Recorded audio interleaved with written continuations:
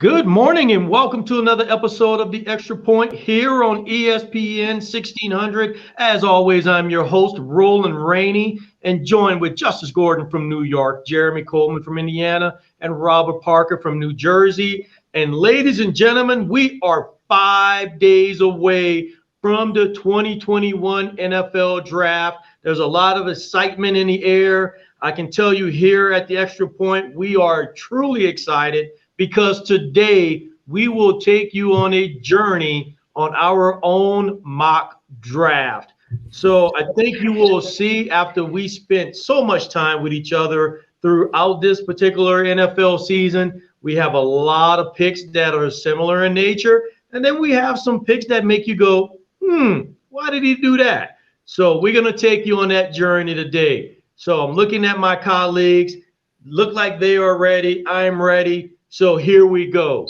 Ladies and gentlemen, in the 2021 NFL Draft, with the number one pick, the Jacksonville Jaguars select Trevor Lawrence. I think across the board, myself and the rest of my colleagues, we decided that Trevor Lawrence will be the number one pick. I think that is a pretty known entity around the league. That's going to happen. So moving forward, with the number two pick, the New York Jets select Zach Wilson. Now, once again, ladies and gentlemen, across the board, my colleagues and myself, we selected Zach Wilson. A lot of you out there may be thinking, well, why Zach Wilson? Why not Fields?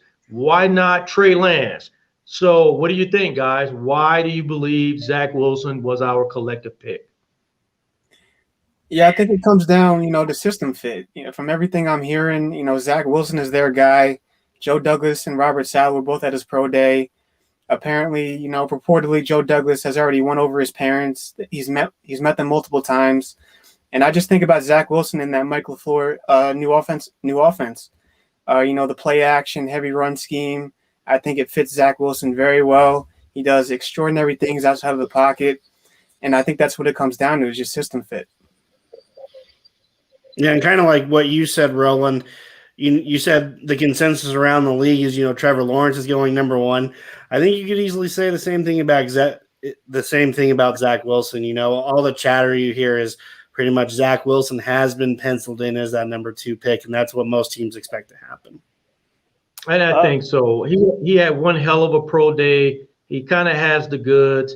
And right now, looking at the direction of the Jets, he is a great fit for that system with his skill set. Robert, you had something to add? Yeah, I'm just agreeing with everyone else in regards to Zach Wilson being a great scheme fit for, the New York Jets. And just like you said, it's a lot of chatter out there, amongst the media and amongst the football community. And it's out there that he's actually reached out to former Jets quarterbacks kind of to pick their brain how to kind of maneuver in the Big Apple. So I think Zach Wilson is definitely the consensus number two behind Trevor Lawrence. That is the consensus. Zach Wilson going number two. With the number three pick in the 2021 draft, San Francisco 49ers select, and this is where we have a split. So both Robert and I have Mac Jones, and Justice and Jeremy are looking at Justin Fields. So going back to you, Robert, we both selected Mac Jones. Why Mac Jones for us? Yeah, for me, just like we talked about Zach Wilson being a great scheme fit for the New York Jets, I think, Matt Jones is a great scheme fit for the San Francisco 49ers. Everyone talks about his mental makeup and his ability to process the defense quickly. So I think that's something that Kyle Shanahan wants, in San Francisco. And we all know the injury problems that Jimmy Garoppolo has had over the history. So if you can kind of bring someone in like Mac Jones, who can actually process a little bit faster than Jimmy G and kind of be available, I think the San Francisco team is right back there in the mix, being a Super Bowl contender. I'm with you on this one. And I'm going to go back to that one word you use, system. He is a system quarterback, and he has the intellect to process what is happening on the field. This is what Kyle Shanahan likes with his quarterbacks. He likes them to process data on the field. Yes, He's going to put him in predicaments to boot him out, to allow him to showcase a little bit of his athletic skills. But at the end of the day, he has to push the ball down the field in a systematic manner. And I think this is what Mac Jones and what he's done out in Alabama, this is what he brings to the table. Now, going to the other side, we have Justice and Jeremy saying, hey, Fields is the guy. I don't know, Jeremy. Is he the guy for the 49ers? Well, real quick, I will say I agree with you guys when it comes to Mac Jones. As far as a good scheme fit, I do think he fits in very well with the 49ers. I do think Fields kind of has a higher ceiling, though. I think he has the potential to be, better. Justice kind of won me over on a previous podcast, saying that his ceiling is a lot higher. And another thing I'd like to point out real quick, Jimmy Garoppolo is still probably going to be the day one starter at quarterback. I think you could very well see Mac Jones like you guys have, or Justin Fields like we do, sitting behind Garoppolo until they feel like, the quarterback they do pick this year is ready. So with that being said, if I'm thinking of really developing a guy, Fields is the guy to me where you keep him on the bench for a year, maybe has a great year, maybe not Patrick Mahomes-esque, the first year he plays or anything, but, it's probably the intention that they have. I hear you there loud and clear. So that one is going to be an interesting pick because we believe, and we've spoken about this earlier, that pick will determine some of the later picks and maybe upsetting the apple cart and some of the later picks like 8 and 9. So continuing on with the number 4 pick, the Atlanta Falcons select. And we got somewhat of consensus. A lot of us believe that Kyle Pitts will be the one who they select. However, we do have an outlier where, Robert, you have a different selection here. What's your thoughts on your selection for number 4 with Atlanta?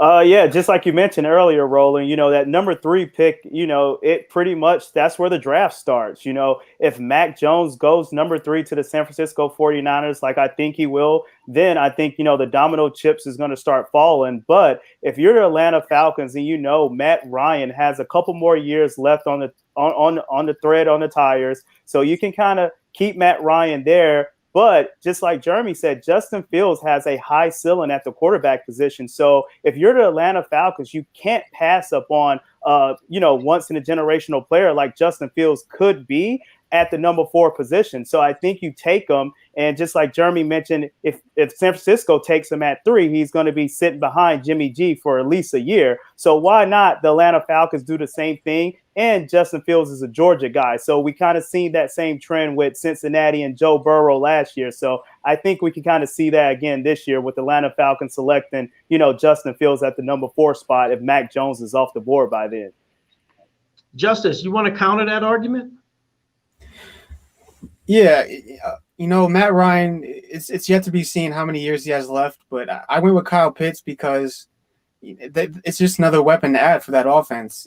I originally think they should, their top need is on the defensive side, but I just don't see anyone that high that warrants that, top 4 pick. I could see them trading out, but, since we didn't project trades in this mock draft, I think they take Kyle Pitts, and I think they, give another weapon to Matt Ryan with Julio Jones and Calvin Ridley. No, I totally agree with you there. I think that's when you're doing these mock drafts, you have to look at where people are sitting and the needs of the team. And even when they're sitting in the room, there's not a lot of high-profile players that are just going to sit there and not be taken by a team. Now, to Robert's point, we don't know what Ryan has left in the tank. They still have not bounced back from that horrible Super Bowl, and they're working overtime to make it happen. I think this may be an opportunity to Robert's argument to blow it up and start anew, or at least projecting anew for the future. But we will wait and see, but that's kind of what we're projecting right now. With the number 5 pick in the 2021 NFL Draft, the Cincinnati Bengals select. And across the board, we all selected Sewell. So coming over to you, Jeremy, what do you think Sewell is going to bring to help out the Bengals? Well, stability at left tackle. They've kind of had a revolving door at left tackle, and they have a chance to add a chance at a generational prospect in Penei Sewell to give Joe Burrow, their number 1 overall pick last year, who exited early last year with the ACL and the MCLs, all that, give him a legit blindside protector. If he's there, he's got to be the pick.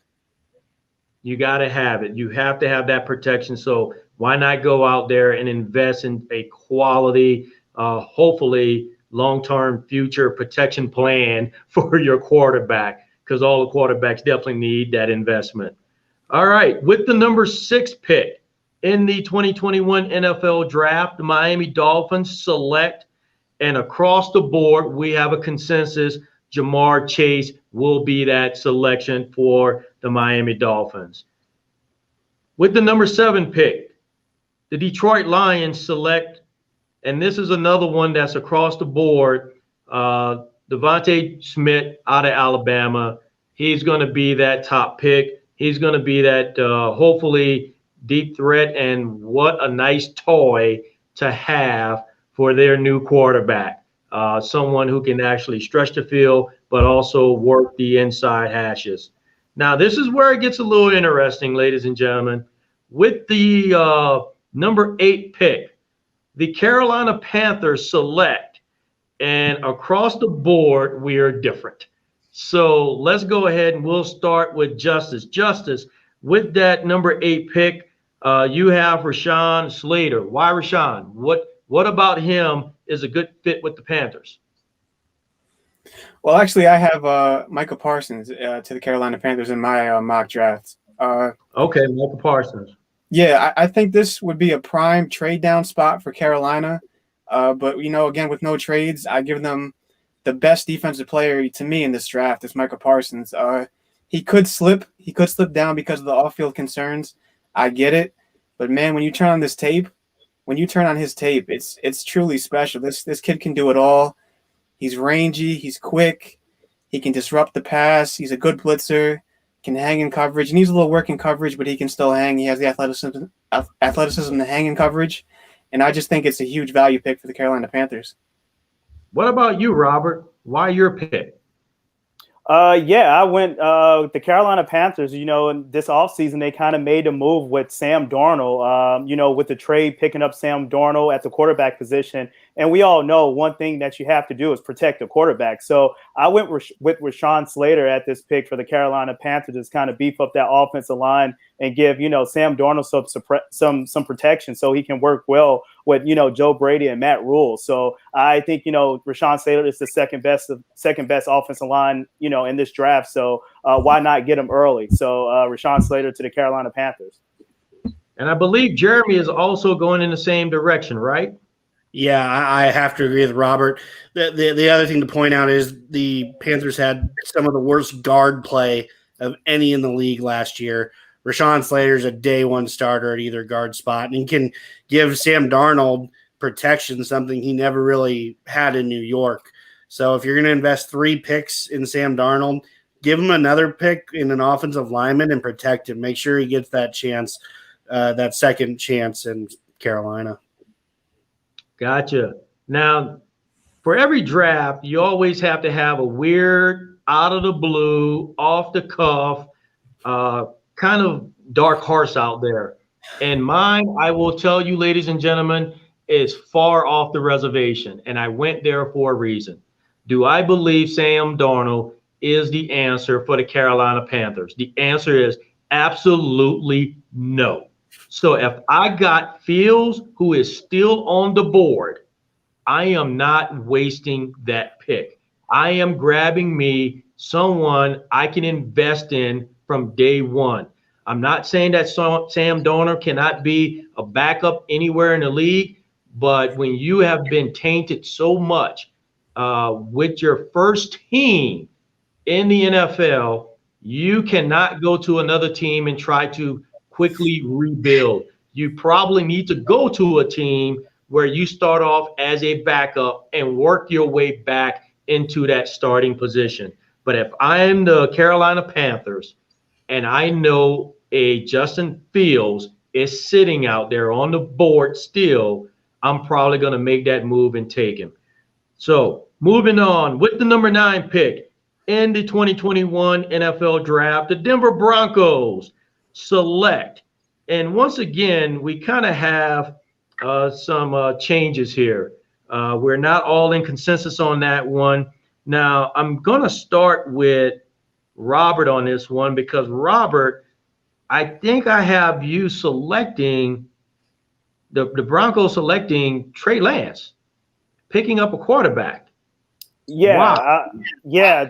So I kind of view this as, kind of Green Bay selecting Jordan Love, in last year's draft, kind of being that heir apparent to Aaron Rodgers. I know Drew Lock hasn't been out in Denver that very long, but, just from hearing the chatter and everything surrounding that team, it really doesn't seem like, the Denver Broncos as an organization is sold on Drew Lock. They went out, last year's draft and got some weapons with Jerry Jeudy, KJ Hamler, Tyree Cleveland, but they got Melvin Gordon in the backfield. But it just seems like, from the quarterback position, it never really kind of came together. And Drew Lock is, to his credit, he's kind of been banged up and beat up, so he hasn't really been playing that much. But just like you said, if you have this pick and Drew Lock might not be the quarterback of the future moving forward, why not, take Trey Lance? Because, last year around this time during the offseason, it was talks about Trey Lance potentially being a top 3 quarterback that could get drafted. With the opt-outs and with COVID, you really didn't get to see him to play because he kind of opted out the season and his draft his draft stock kind of took a tumble. But I think Trey Lance could be, one of those once-in-generational players at the quarterback position with a high ceiling. So why not grab him when you have a chance, knowing the New England Patriots and other teams might try to move up to get him? So if you're the Denver Broncos, take Trey Lance at number 9. So with the exception of Robert's quarterback pickup by the Broncos at 9, you have something very interesting between Jeremy, Justice, and myself. I'm looking at Parsons. Jeremy is also looking at Parsons. And then Rashad Slater, Justice, that's who you're looking at with that pick. And ironically, vice versa, going back to the number 8 selection, we had Parsons in that arena. So I believe Slater and Parsons, probably can go number 8 or number 9. Either one is good for both of those individuals. They would be good fits in either one of those organizations. So even though we are different, we have somewhat of the same thought process on where those individuals would land. Now, for this particular episode, ladies and gentlemen, we're only going to go up to the top 10 picks in the draft. If you want to catch the rest of the draft, mock draft selections, please go to our Facebook page, go to our Twitter account, and we will have the remainder of our mock draft laid out there for you so you can do some compare and contrast amongst all of us. So with that being said, with the number 10 pick in the 2021 NFL Draft, the Dallas Cowboys select, and through a very, very great conversation that we've had throughout this season, we came up with a unanimous choice, and that's Patrick Surtain. Why do they need that defensive player? Did you see them get burned countless times last year? That defense was just, otherworld bad. Like they need someone opposite Trevon Diggs, ironically, another Alabama cornerback, just this is a guy, Patrick Surtain can come in and learn on with Trevon Diggs already being there. They know each other. Just seems like a good fit, and they need to really anchor down that secondary after allowing Byron Jones to leave in free agency last year. I totally agree. It is clear that no matter how many before their quarterback got injured, before having the red-headed bandit come in and not produce much of anything. The points that they were putting up were points enough to win games.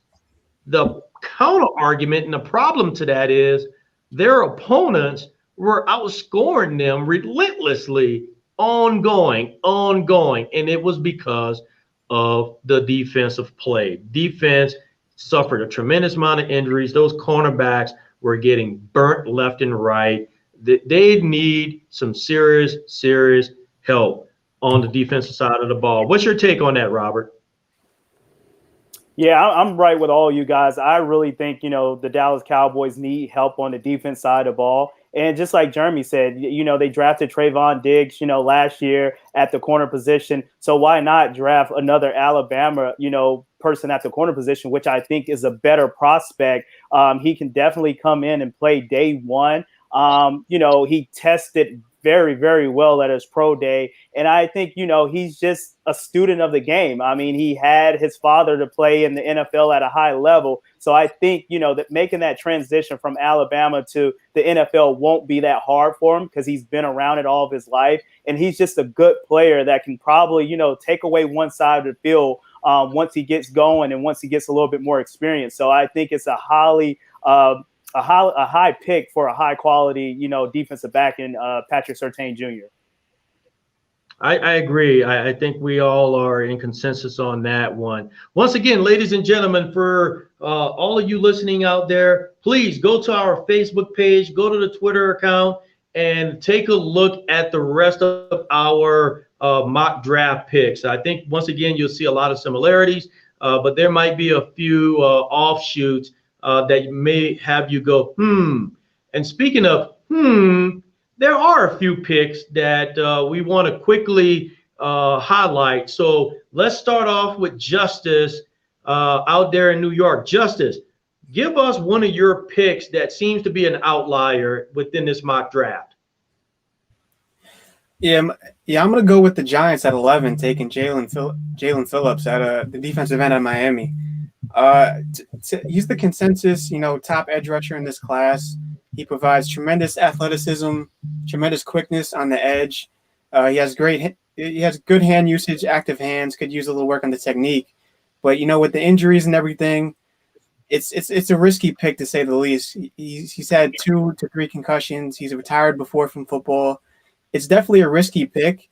But with the Giants adding Kenny Galladay in free agency, I don't see them adding another wide receiver at that pick. Edge rusher has been a need for them for a while. And, why not take a chance and grab a potential star in Jalen Phillips? Jeremy, who is your offshoot? My outlier would be Creed Humphrey. I have him going to the Raiders at pick 17, probably a little higher than the rest of you guys had him. The Raiders shipped off Rodney Hudson. They shipped off Gabe Jackson. I felt like they really could use a day one starter, and I think that's what Creed Humphrey can bring to the Las Vegas Raiders. Robert, who is your outlier? Maybe so not an outlier, but I can see, Devontae Smith actually dropping in the draft. It was a lot of talk about him being a top 5, top 10 pick. I actually have him listed in my mock to the San Diego Chargers, and we know the Chargers on the offense side of the ball. Keenan Allen is a stud, but once again, Keenan Allen has had some history problems with injuries, and same thing with Mike Williams. He had some injuries coming out of Clemson. So I think Devontae Smith could actually drop down to the Chargers or past the Chargers. So I think that's probably more so my outlier right there. And Devontae Smith draft stock dropping, especially with him weighing in under 170 pounds. That's true. That I think is going to give a lot of teams a moment of pause out there. For me, I got number 20, the Chicago Bears, taking Davis Mills, quarterback. When I look at this young man, he does not have that high-profile status like your Trevor Lawrence, like your Zach Wilson, but he is a all-around solid quarterback. When you look back at his time at Stanford, you're looking at 3,468 career passing yards in 13 games out of 11 starts, 18 TDs. Then he also had 141.94 for his career passing rating. The guy is solid. And guess what the Chicago Bears need? They need a solid quarterback, someone who can actually catapult them into the future. Ladies and gentlemen, once again, thank you for joining us today here on the Extra Point as we go through our mock draft.